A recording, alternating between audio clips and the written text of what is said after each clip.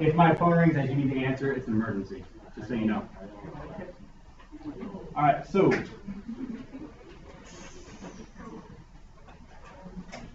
this is Tuesday, August 30th, 2016. This is second period, advanced topics, and today we're going to continue with quadratics.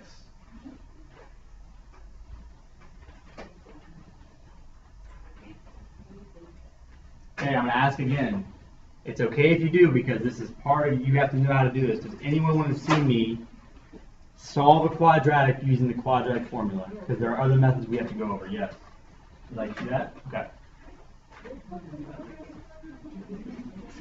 Okay, so it sounds like more than one person, because someone's asking, what's this, what's that? Okay. Does anyone, so we have, so the quadratic formula. Let's go with this color.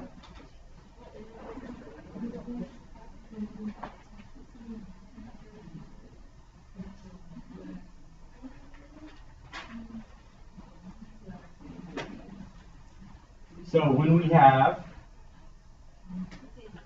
ax squared plus bx plus c equals 0, and a does not equal 0, then x is equal to what? Does anyone know? X equals 0. No, not necessarily. Okay, so let's review. So some of you end up having these formulas stuck in your head, but you don't know what they're referring to. So let's go over this. When we have this form, ax squared plus bx plus c equals 0, and a, b, and c are real numbers, which I didn't write, but I think you guys can assume that. A, b, and c are real numbers, and a does not equal 0. X equals all real numbers. What type of equation is this called? I'll give you a hint. The name of this lesson is quadratics. Quadratic formula. Have you guys ever dealt? Raise your hand if you've ever dealt with quadratics. Okay. So it's important to read something and not, to read it and understand what it's saying. Okay, so this is saying when we have this, when we have ax squared plus bx plus c equal to 0, and a doesn't equal 0, then x equals what I'm about to write. Okay. Yes. Is it just like the quadratic formula? Yeah, I'm about to complete it. I'm about to write the formula. Yeah. If a were 0, hold on. If a were 0, what type of equation would I have? This is good, very basic stuff, but it's important that we have a clear understanding. If a were 0, what kind of equation would I have? It would not be a quadratic equation, it would be something else. A linear. Thank you, it would be linear. Because it could simplify to bx plus c equals 0. It'd be a two-variable linear equation. Okay? But this is just saying, when we have a quadratic set equal to 0, then x equals, does anyone know it? Yes? Minus 2 plus or minus the square root of b squared minus 4ac all over 2x. Mm-hmm.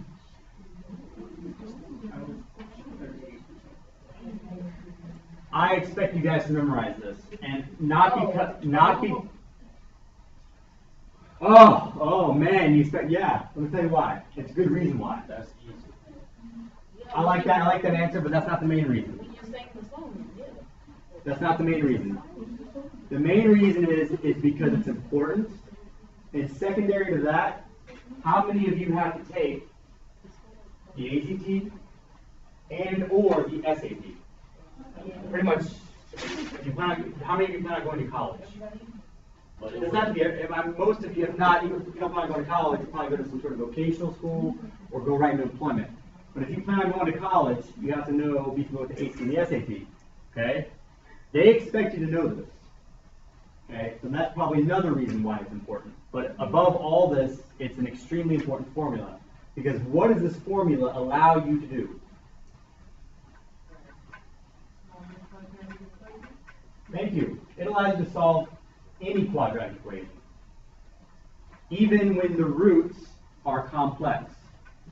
Even when what we call the discriminant, and we'll get into this, when this discriminant is negative, and you have a square root of a negative value, and now you have a complex roots, it takes care of those. So this solves any quadratic. Okay?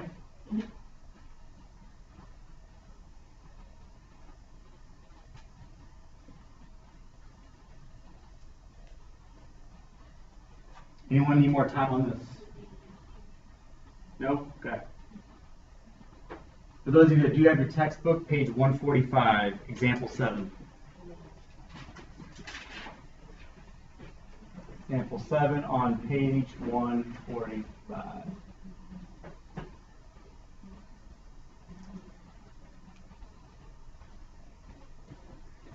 And I said that would be back. So I'll make it 3x squared minus 2x plus 4 equals 0. Now, some of you guys might already have an idea that, of course, you probably realize we're going to use the quadratic formula to solve this, which you can use to solve, and I'll say it again, you can use the quadratic formula to solve any quadratic. But let's say the directions on this quiz or a test, they just say something along the lines of just solve. And you can pick any method you want. You can solve it by factoring, you could solve it by completing the square, or you could solve it going right to the quadratic formula. Let's see if we can solve this by factoring. It may not even be possible. So,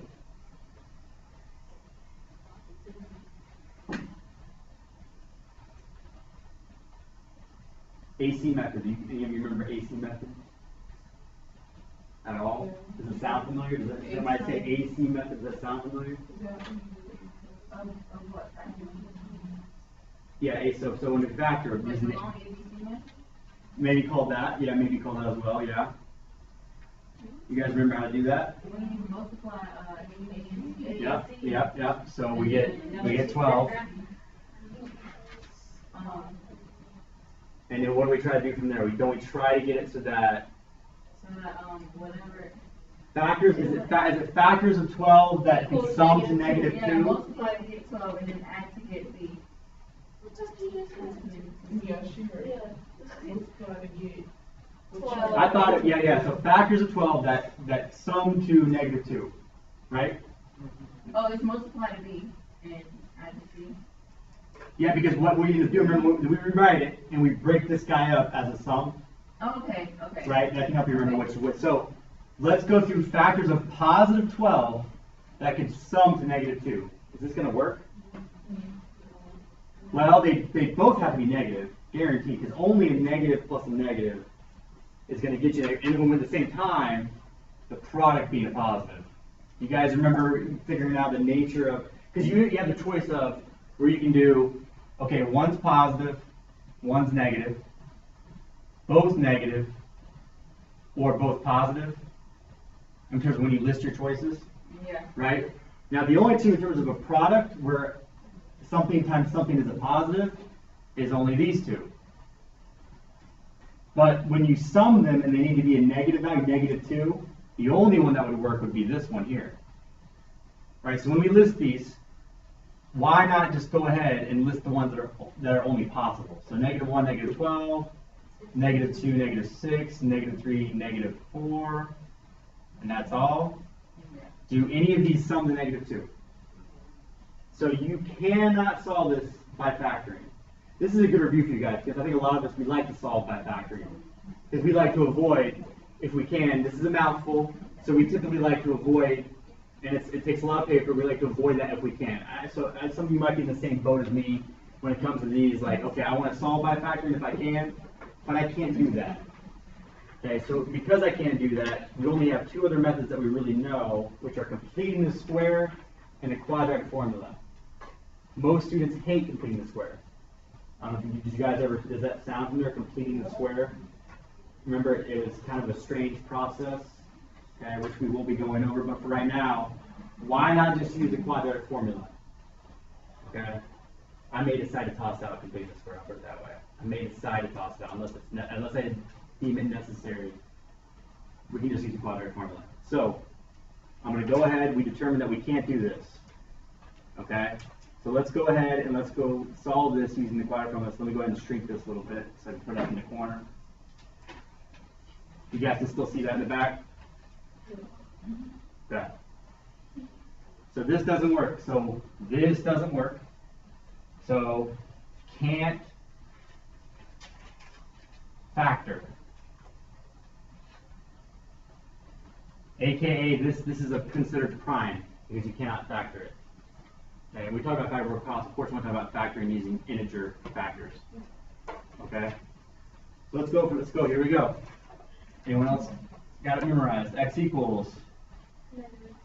And this, I'm actually going to write it out. Negative b plus or minus square root of. I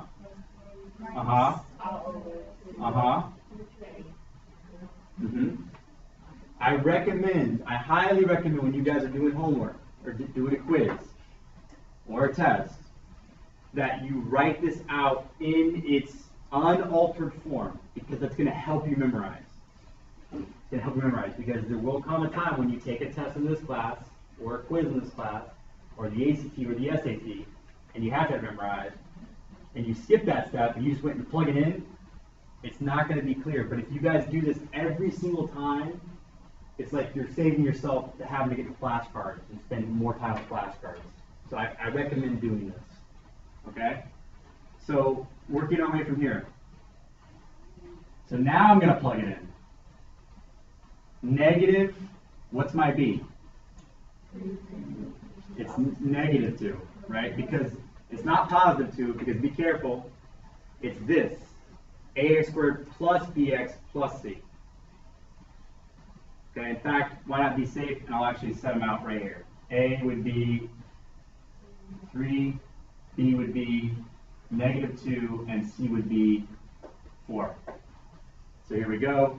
So negative 2 plus or minus the square root of b squared minus 4ac all over 2a. This is where most students make a mistake. They will subtract wrong, and the whole thing will be wrong. So be careful. Mr. Wilson, why you just do the opposite? What's that? Opposite. There's Yep. one be a positive, so why you just do the opposite? Yep, so the opposite of B. You can say that, that's fine. It's the song that we learned from this screen. Oh, you want to sing the song? Go ahead. I don't know. I'm just saying. That's not it. Okay, yes, so that's a good point. So anytime you see not a minus sign, but a negative sign, that means the same thing as saying the opposite of something. So the opposite of 3 is negative 3, for example. This is gross. Who is this? Yeah, I'm sorry, what student? Janelle James. Okay, thank you. Thank you. Janelle James, let me write you a pass to the office. Actually, I don't need to give you a pass, they're expecting you. Attendance in the office. Alright, have a good one. Alright, so let's continue with this. So x equals, I'll write x again. Negative 2. I've seen also, don't make this mistake, actually plug it in exactly as it is. So it's negative 2, which is positive 2, plus or minus the square root of, now this is where you got to be careful. Negative 2 squared is, yeah, not negative 4. Some students, they won't write the parentheses. This is where it's very important to write the parentheses. Very important. So we have positive 4. Now I can change to addition if it makes it more clear for you guys, or I can just leave it as subtraction, minus this whole product, whichever floats your boat. What is this? 48, thank you. So minus 48 all over 6.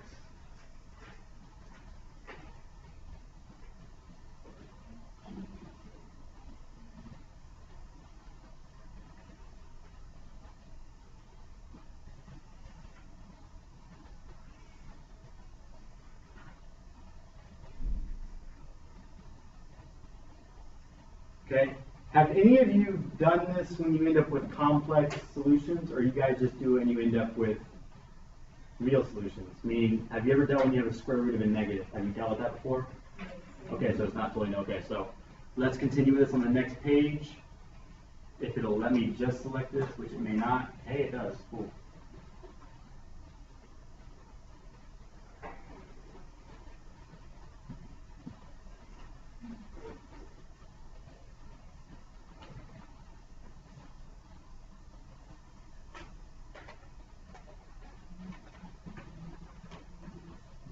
So x equals 2 plus or minus the root of negative 44.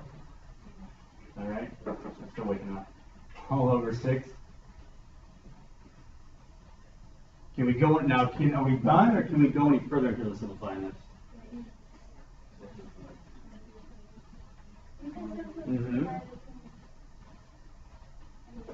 Eventually, I can simplify the 2 and the 6.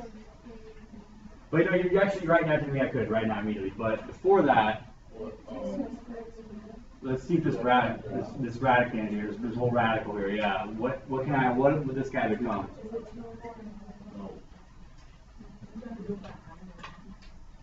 So let's do this. Let's do this. Just for this sake, I'm going to make it very clear. We could break this up into, first off, square root of -1 times the square root of 4 times the square root of 11. Just so everyone can see it. I'm purposely bringing out the things that are going to be nice to simplify, right?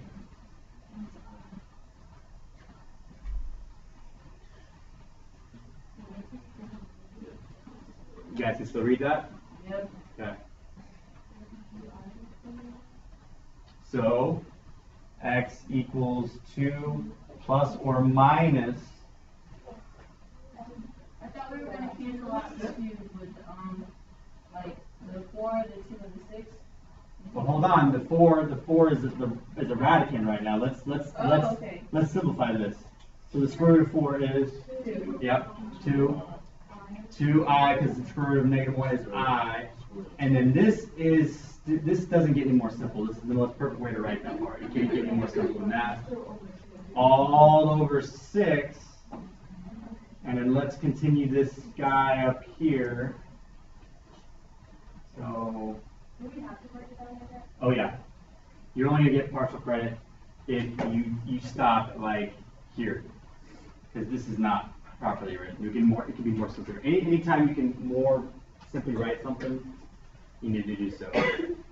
So from here, what do you notice? Well, both the top and the bottom, they all have a common factor, 2. And I'm going to show it. I'm going to factor out a 2, leaving me 1 plus or minus I root 11 all over 6. So you can see it, what's going to happen here, because now I've written it as a product, just so everyone can see it clearly. The 6 and the 2 are both divisible by 2, so if I divide the top and the bottom by 2, this becomes a 1, and this becomes a 3. So the most proper way to write this would be x equals 1 plus or minus I root 11 all over 3.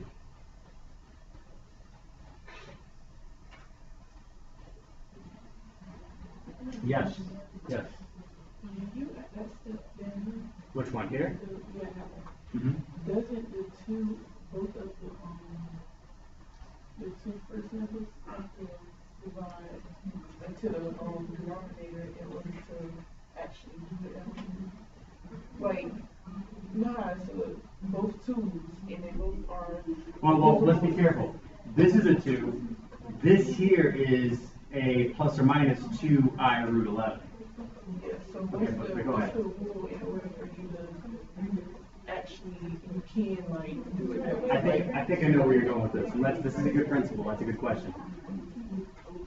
Anyone that's a little hazy, let's cover some good principles that a lot of students can tend to forget over the summer. Let's go over this. This may answer your question. A plus B over A. actually, let me do this. That's just a rational expression. Let me do this. Let me clear that page and let me do this instead. A plus AB over A. This here is a sum. Okay? From here, you know, it's not very clear as to what I can do until I have a product, until I write it as a product.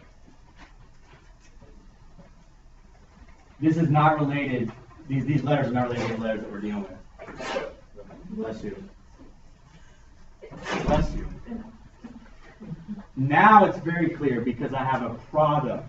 I have multiplication going on here. Now I'm allowed to, okay, this A and this A, both, if I divide the top and the bottom by A, this would become a 1, this would become a 1. They don't become zeros, too. I know it's sometimes they say eliminated, and that sounds like it's a 0, and that's not the case. But this is what I have to do. So you can't just look at this and say, oh, A, and A go away or go to 1 or what have you. So it's the first number in the bottom. What's the first number at the bottom? So you're saying like we only can do it that way if the first in the denominator, if the first number, right? Like A. First number. No, I say A plus AB. Yeah. The first A in the top. That in the denominator is the 2. If both of them, like, if the first number is divisible with the bottom number, then Right. If they both have a common factor, okay. well, all 3 have to have a common factor. Oh, all 3. Yeah, all 3. Otherwise, nothing's really going to happen. So if you look back on here, the 2, the 2i root 11, and the 6 all had a common factor of 2. That's why I knew to go even further and basically divide out 2 from the top and the bottom. But first I wanted to factor out the 2 so it's clear to see that, okay, the 2 and the 6, because this is now a product. Okay. Yes? So what you did, you just divided all of those 3 numbers by 2? Yeah, I divided, exactly. I technically divided this whole numerator by 2, and I divided this guy by 2. This is just to make it more clear that, okay, if I factor out a 2, now I have a product. Now I can see, okay, just this 2 and this 6 here, which you're allowed to do. I did not mean to make it more confusing, I apologize. But factoring is a huge tool that you need to have solid, so it should not be more confusing. I'm just factoring out 2 in the top. So you can clearly see that, okay, as a product, now the 2 and the 6 would simplify. So if you have some other example here, if I have a product, say A times B times C over A, I only need to divide out the common factor from one of the factors, not all. I wouldn't do it to all 3. That would not be correct. Just from one of them, you know. So that would therefore would just be BC, where, you know, A cannot be 0. Right? I can do it from one factor if this is a product, which this was A times B times C, so I'm allowed to do that. Does that make sense? Okay, so any questions about this before I go into explaining this? No? No? Okay. So there needs to be an understanding of graphical representations going on here. So let's see if we got the same thing. 1/3 plus I root 11 over 3.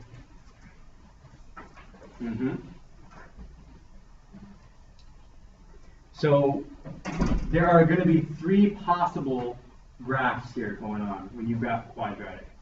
First off, what does a quadratic look like graphically? Just the general shape of it. A U, basically like kind of like a U that goes on forever, right? Parabola is the name, yeah, that's the name. Good. It does look like a U though.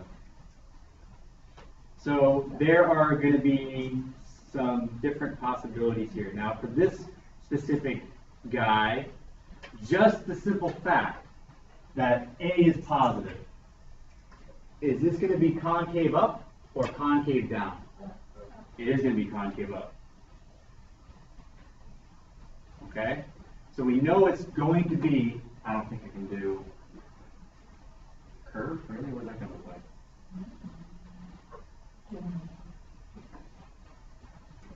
No. So it's going to look something like, I'm still on the curve. I gotta get off the curve. Just one regular thing here. It's going to look like this. It could be down here,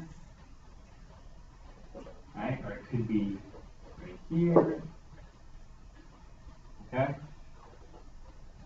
Here's three general possibilities when A is positive. Okay. Here, this guy here has two complex roots.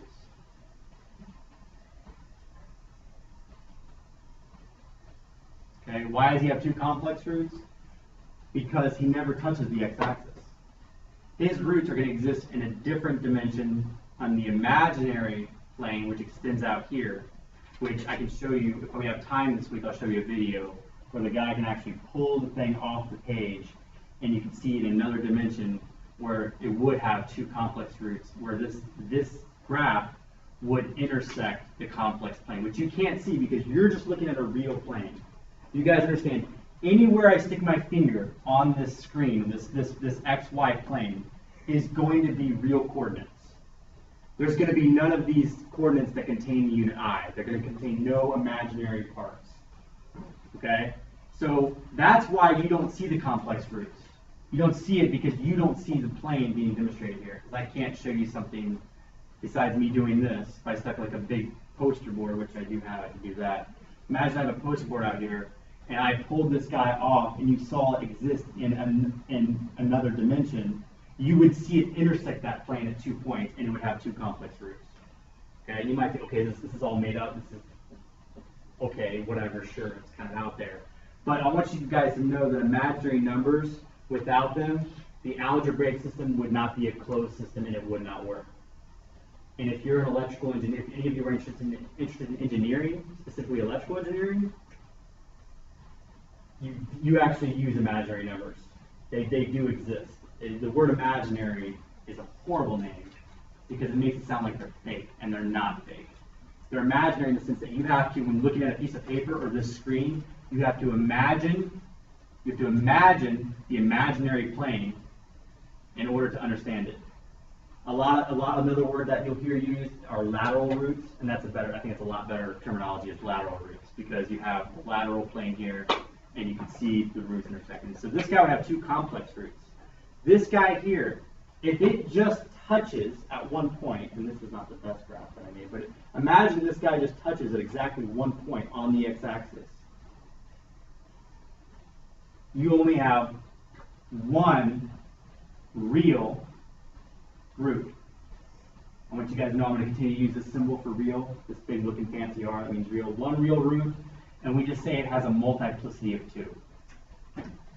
And all that means that you guys got to understand is that if it just touches the x-axis, meaning that it changes direction right at the point on the x-axis, it's only going to have one real root. And that's it. That's all it's going to have. We call it a multiplicity of two. If it intersects at 2 points, then it has two real roots, here and here.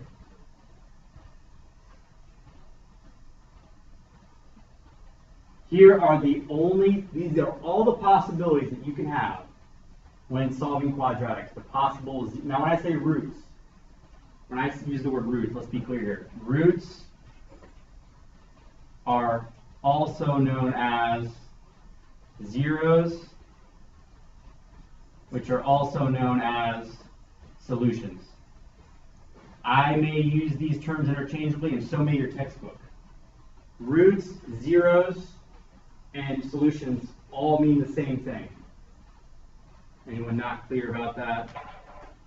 That you will hear them used interchangeably. Roots, zeros, or solutions. Yes? What common different things do just because math may have been studied in England for thousands of years, and it was studied in ancient Greece for thousands of years, and was studied in this part of the world for thousands of years. That's just a comment in every language where we have more than the name for one thing. But I want you guys to be comfortable. Roots, zeros, and solutions, especially if you take a standardized test and they use the word zeros. But even on the same test and another problem, they use the word solutions. Christian, please. Okay. Please. They all mean the same thing. Roots, zeros, solutions.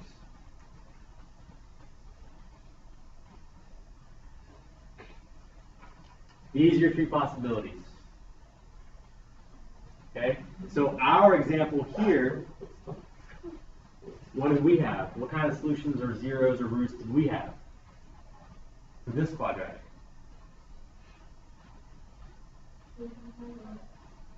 You said we didn't have roots? Someone said we didn't have roots? Is that what someone said? No, that's not one of the possibilities. Here's the only two possibilities. You either have two complex roots, one real root with a multiplicity of 2, or 2 real roots. Yeah, we have 2 complex roots. There are no purely real roots here. We have 2 complex roots. One of them is 1 plus I root 11 over 3, and the other one would be 1 minus I. It's just a condensed way of writing it. Okay? Our graph is going to therefore look like, in terms of its relation to the x-axis, is going to look like this guy. He's never going to touch the x-axis on the xy real coordinate plane. Never going to touch it. So you have an idea of what he looks like. So I'm trying to relationship between graphical and algebraic.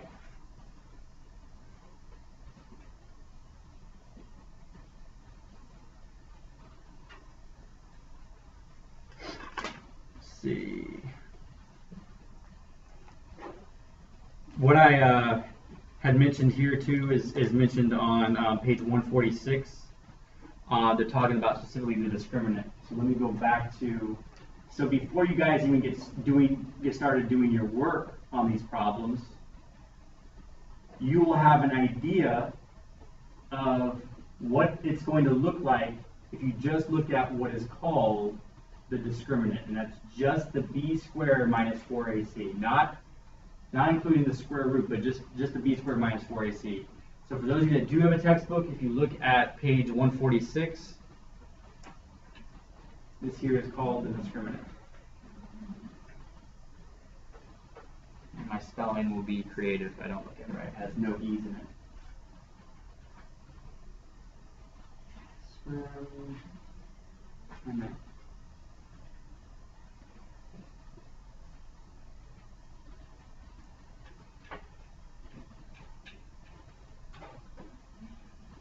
Don't ask me how it got its name, but what does it tell you?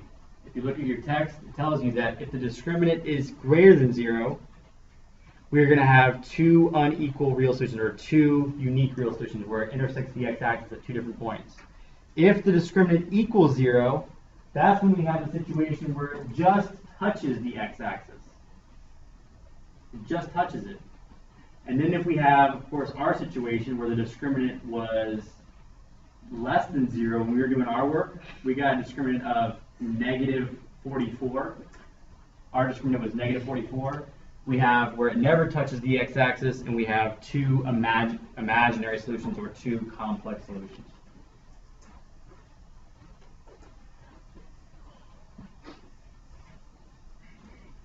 Any questions? So discriminant just gives us some information before you dive into it, basically.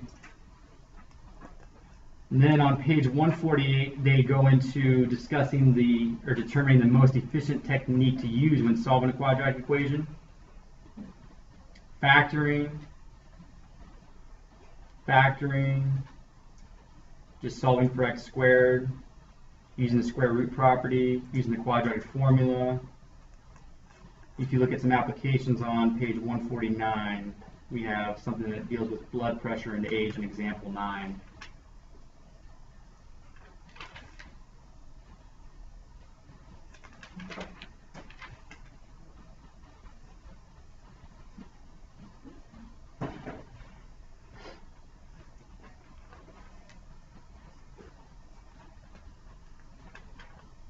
Pythagorean theorem.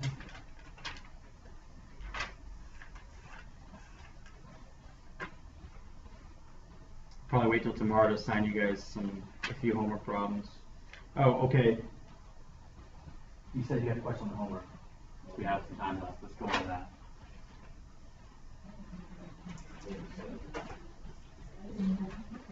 Which one? 27. What page is this again? Never mind, I got it right here. Page 135, number 27. Okay.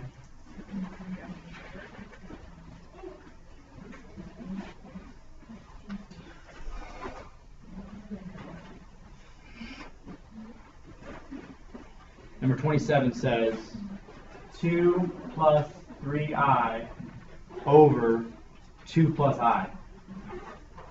Okay, so when we do this, we're not actually going to think of division in the sense that you learn division where, okay, how many times this guy going to this guy? That's not what we're doing. All we need to focus on is rewriting this so it's in proper form. Okay? Does anyone remember when we talked about this yesterday, what we multiply the top and the bottom by? The conjugate, which would just be 2 minus I. Did you get that part? Okay, so let's go ahead and work it out. So this would equal 2 times 2. You know what? And I'm going to stick to my guns and I'm going to say, you know what? Let's just leave that alone. Let's focus on this guy. 2 times 2 is 4. Negative 2i, positive 2i, and we have minus I squared. Right, I'm just going to do that. I'm not going to write it. Okay, I'm going to focus on this. This equals here, bring this down here. We have what hasn't changed. And then what's 4 minus I squared? 4 minus negative 1, which is 5. So then let's go ahead and let's expand the top now. 2 times 2 is 4. 2 times negative I is minus 2i plus 6i minus 3i squared. Any questions about that? I just spoiled. 2 times 2 is 4. 2 times negative I is negative 2i. 3i times 2 is 6i, and 3i times negative I is negative 3i squared. Make sure you check who it is first, please.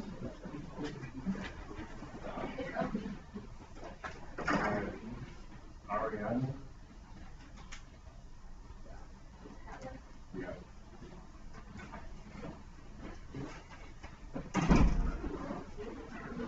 All right, so going from here, what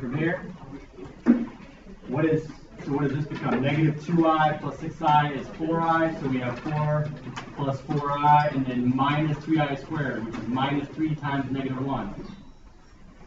So plus 3, all over 5. So then this becomes, we work down here, 7 plus 4i, all over 5, and there's nothing that they all have in common. It's kind of like we're dealing with that quadratic, so we can stop there. When you guys come tomorrow morning, just get your homework out and set it on your table. I'm going to come by and just check it off. You'll get full credit if all the work is at least attempted.